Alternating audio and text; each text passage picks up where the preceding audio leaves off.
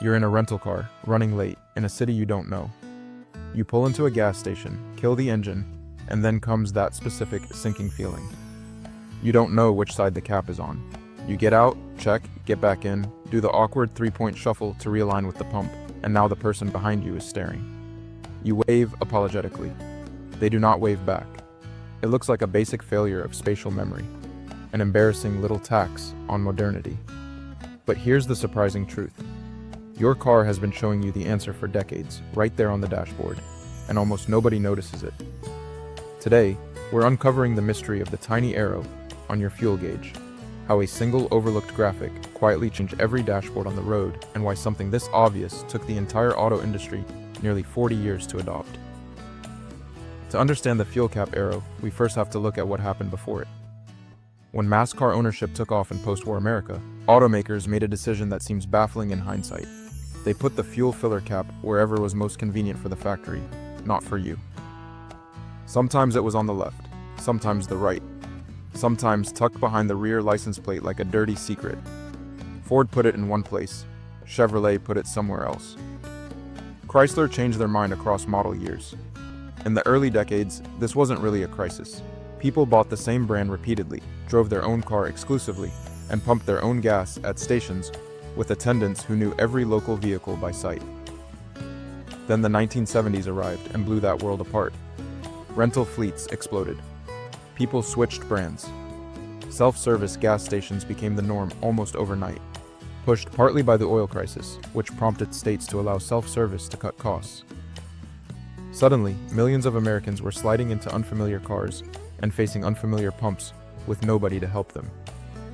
Mechanics and fleet managers had it worst.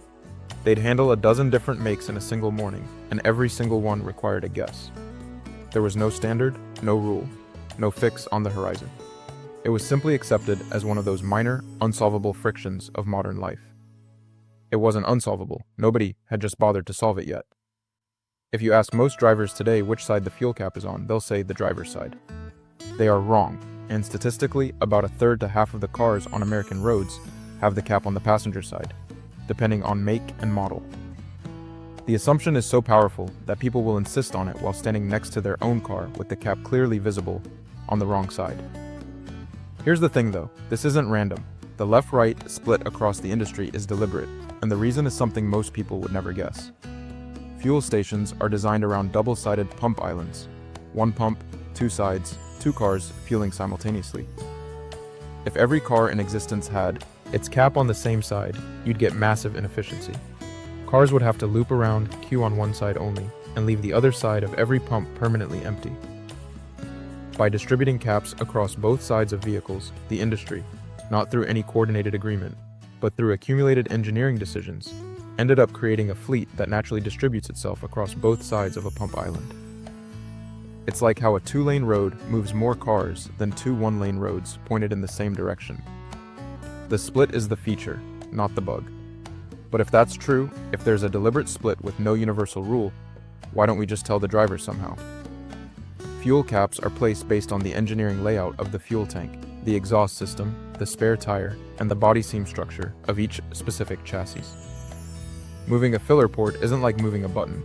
It can mean rerouting an entire filler neck assembly through a different channel in the car's body, which in an auto, high-volume manufacturing line, can cost millions in retooling. Think of it like plumbing in a house. You can decide the sink should go on the other wall, but that means cutting through the slab. The sink doesn't care. The bill does.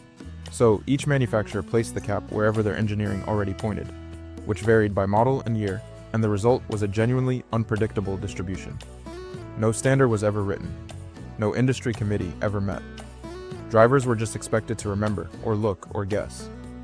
And that left millions of people fumbling at pumps every single day for decades. But here's the weirdest part. The solution was sitting inside the car the whole time. Every gauge cluster already had a fuel gauge. The fuel gauge already displayed a little pictogram of a gas pump. The cluster was a surface that designers touched in every model redesign anyway. Adding a tiny triangular arrow next to that icon required almost no additional engineering. No new parts, no new assembly step, no structural change of any kind. A graphic designer could do it in an afternoon. The information about which side the cap lived on was already known at the factory. The display was already there on the dashboard. Someone just had to decide to connect the two. Nobody did, for roughly 40 years. The precise origin of the arrow is, fittingly, a little murky. It wasn't patented, there was no press release. No executive stood at a podium and announced that the fuel cap problem had been solved. The arrow simply began appearing quietly on dashboards in the late 1980s and early 1990s, spreading from model to model the way good ideas sometimes do, through imitation, not mandate. One brand added it. Drivers noticed, other brands followed, slowly, then all at once. And this is where it gets interesting, because the story of how it spread is almost as remarkable as the arrow itself. There is no federal regulation requiring the arrow, none. The auto industry in the United States operates under a detailed web of federal safety standards, rules covering headlight brightness, seatbelt anchors, fuel system integrity after a crash, and dozens of other specifications. But informational design inside the cabin? Almost entirely unregulated. Automakers are free to put whatever they want on the gauge cluster, which means the arrow spread entirely through competitive pressure and consumer behavior. Cost almost nothing to add. It demonstrably reduced frustration, and once enough brands included it, the ones that didn't started looking careless by comparison. There was no law forcing anyone's hand, no lobbying campaign, no safety recall. It is one of the rare cases in automotive history where a pure usability improvement propagated across an entire global industry on its own merits, driven entirely by the market.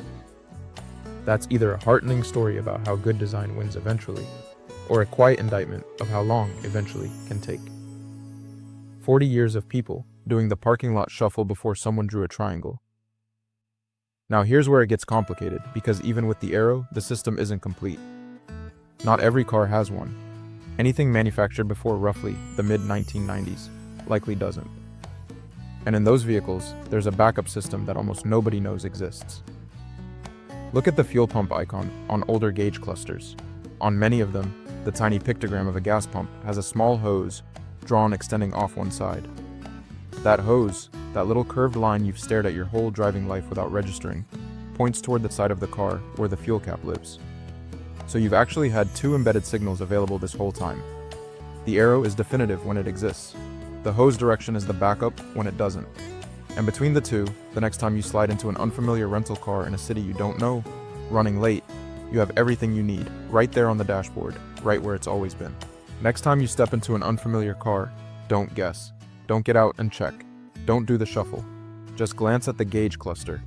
That small triangle isn't a decoration. It's the distilled solution to a problem that the entire auto industry quietly ignored for 4 decades, sitting in a corner of the dashboard where most people look right through it every single day.